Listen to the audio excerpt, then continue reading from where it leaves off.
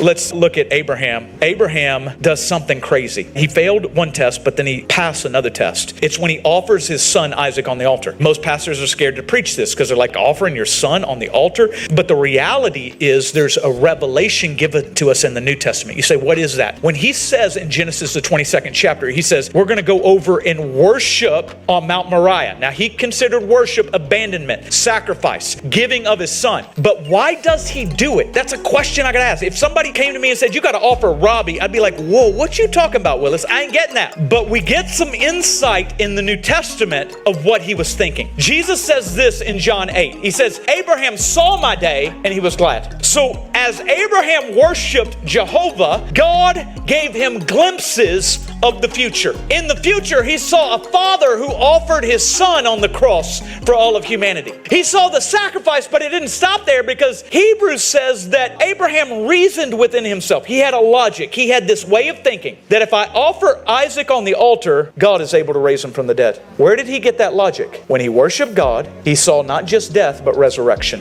And he said, if there's a Father in heaven that can offer his only son, if I offer my only son, I will also see Isaac rise from the dead. So what did he do? Through worship, he peered into the future, saw a heavenly truth in reality, and by faith, he grabbed that reality and brought it into his present. I'm trying to show you that if you abandon yourself, your desires, and you begin to worship him, you'll look out and see the future appointed bread, the portion he has for you, and you can bring it into this present reality.